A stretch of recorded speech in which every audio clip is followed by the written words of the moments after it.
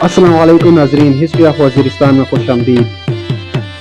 आज हम आपको बताएंगे गुल यूसुफ यानी गोखान। गुल यूसुफ से गोखान कब बना, इसके लिए हमारे वीडियो को आखिर तक देखिए। गुल यूसुफ का ताल्लुक जनूबी वज़ीरिस्तान कोमशा बिखेल से था। उनके वालिद का नाम हाजी हुसैन खान था और उनका कद 7 फुट 1 इंच था। उनका मजबूत जिस्म, गुंगराले बाल, सर पर सफ़ेद टोपी और शलवार कमीज उनकी शख्सियत को रुखदार बनाता था। गोखान बनने से पहले गुल यूसुफ एक गरीब शख्स था और अपने गुर्बत मिटाने के लिए, अपने बच्चों और गांव वालों का पेट पालने के लिए 1980 में दुबई चला गया। दुबई जाने के कुछ दिन बाद गुल यूसुफ की दुबई के एक शेख के साथ कुछ मजदूरी का काम मिला। 3-4 दिन मजदूरी मुकम्मल करने के बाद जब गुल यूसुफ ने अपने मजदूरी के पैसे मांगे तो शेख बाकी शेखों की तरह पैसे देने में टाल मटोल करता रहा और गुल यूसुफ की ये बात बिल्कुल अच्छी नहीं लगी।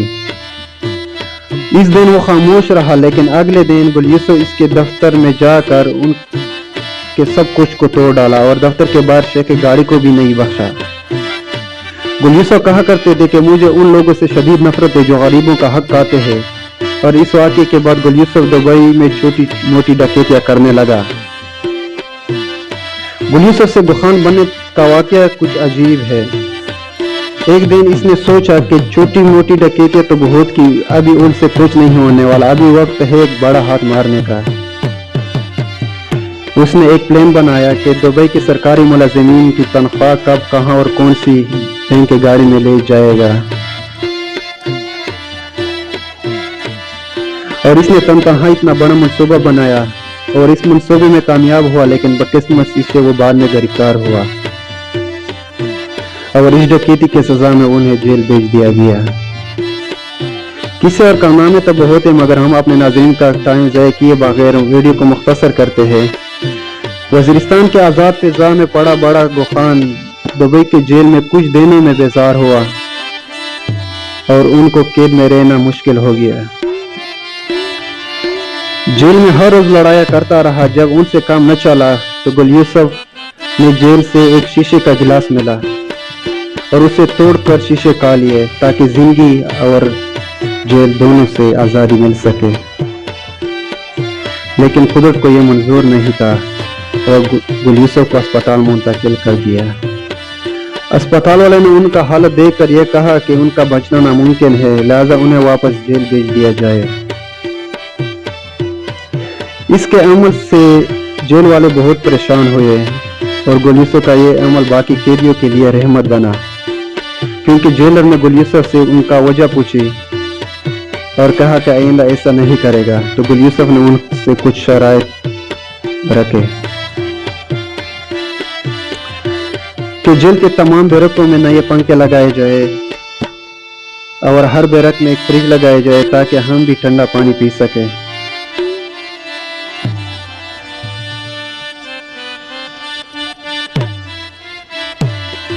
कहा जाता है कि गुल यूसुफ जाने के बाद बहुत अरसे तक ये सहूलियात कायम रहे, लेकिन वो तमाम सहूलियात के बावजूद गोखान को कैद रहना पसंद नहीं था। शायद वो दोबारा ऐसा ही करते और इस वक्त दुबई के बादशाह सख्त बीमार हुए और मौत तक पहुंचने वाले थे, लेकिन अल्लाह ने उन्हें दोबारा सेहत दी और इसी खुशी में वो बादशाह अपने तमाम गैर मुल्की कैदियों की सजाओं को माफ कर दिया और यूं गुल यूसुफ भी उनमें रहा हो गया। नाज़रीन, अगर आप नहीं है तो हमारे चैनल को सब्सक्राइब करें। कहते हैं कि इस वक्त जेल पर एक अंग्रेज ऑफिसर तानिया था और वो ऑफिसर खुद जाकर गुल यूसुफ के ब्रेक में पहुंचा और गुल यूसुफ को खुशखबरी दी कि यू कैन गो खान, यानी चलो खान। बस यहीं से गुल यूसुफ की कहानी खत्म हुई और गोखान की कहानी शुरू हो गई और आज़ादी के बाद दुबई हुकूमत ने उन्हें डिपोर्ट कर दिया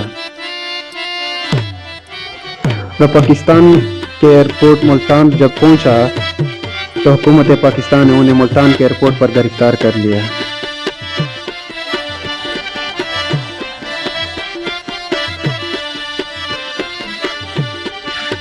हालांकि यहाँ पर उन पर कोई केस नहीं था, लेकिन कुछ तफ्सील के बाद उसे रिहा करना चाहिए था, लेकिन हमारे इदारे के कुछ नासूर लोग کچھ لیے دیے بغیر چھوڑنا گوارا نہیں سمجھتے۔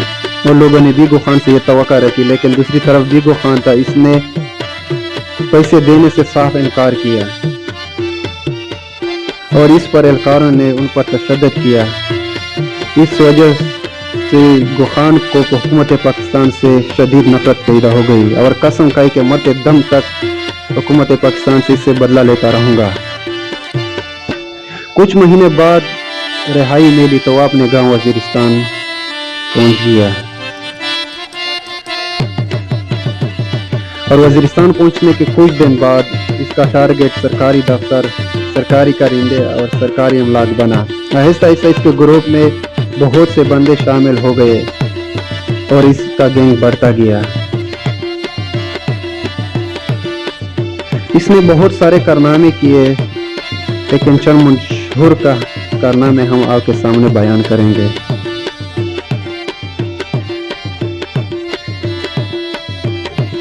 ایک دفعہ اس کے ایک دوست نے کہا کہ گل یوسف کہا کرتے تھے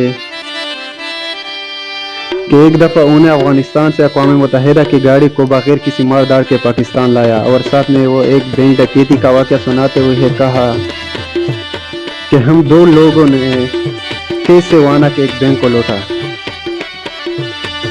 وہ کہا کرتے تھے کہ بینک میں 4 سیکورٹی گارڈ سمیت 30 لوگوں کو یرغمال بنا کر بینک کو لوٹا، اور ہم نے اپنے ساتھیوں کو راستے میں بٹھا کے رکھا تاکہ ہم جب بینک کو لوٹ کر واپس آنے لگے آپ لوگ شدید فائرنگ کرے تاکہ پورے وائنا میں فائرنگ کی آواز سنائی دے، تاکہ ہمارے پیچھے کرنے والے سرکاری اہلکار فائرنگ کی وجہ سے مسحور ہو کر ہمارا پیچھا کرنے سے روکے۔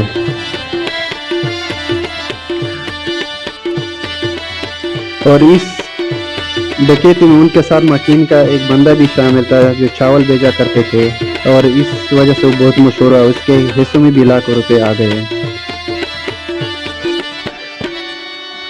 گوخان کے یہ واقعات سننے کے بعد آپ لوگوں کو شاید گوخان کو ایک ڈکیت سمجھتے ہوں گے، لیکن لوگ کہا کرتے ہیں کہ گوخان ڈکیتی کے بعد رقم غریبوں میں تقسیم کیا کرتا تھا، اور کہا جاتا ہے کہ گوخان کے جیب میں ہمیشہ ایک چھوٹا سا قرآن ہوا کرتا تھا اور ہر روز ان کا تلاوت کرتا تھا۔ گوخان 5 وقت کا نمازی تھا۔ اس کے ایک ساتھی نے کہا کہ بہت سخت حالات میں بھی وہ نماز نہیں چھوڑا کرتے تھے اور ہمیں بھی نماز پڑھنے کی تلقین کرتے، اور کبھی اپنے ساتھیوں پر نہیں جھاڑتے تھے اور اپنے رشتہ داروں اور پڑوسیوں کے ساتھ بہت نرمی سے پیش آتے تھے۔ کہا جاتا ہے کہ اس کا ایک چچا زاد بیٹا تھا، اس کی زیر نگرانی میں وہ پڑا بڑا رہا اور اس کے ہر ضرورت کا خیال رکھا، اور ایک دن جب گوخان مکین بازار جانتے ہوئے راستے میں اپنے چچا زاد بھائی کو دیکھا تو وہ اداس بیٹھا تھا، تو وہ پاس جا کر کہا کہ کیوں اداس بیٹھے ہو، لیکن چچا زاد بھائی نے اسے کوئی جواب نہیں دیا، لیکن پھر اس کے نزدیک جا کر اس کے کندھے پہ ہاتھ رکھ کر پوچھا کہ کیوں اداس بیٹھے ہو، کیا کوئی پریشانی ہے؟ تو اس پر چچا زاد بھائی ساتھ چلنے لگا اور گوخان آگے اور وہ پیچھے چلتے رہے، باتیں کرنے لگے۔ گوخان جب چند قدم اس سے آگے تھا تو پیچھے سے چچا زاد بھائی نے فائرنگ کر کے گوخان کو قتل کر دیا،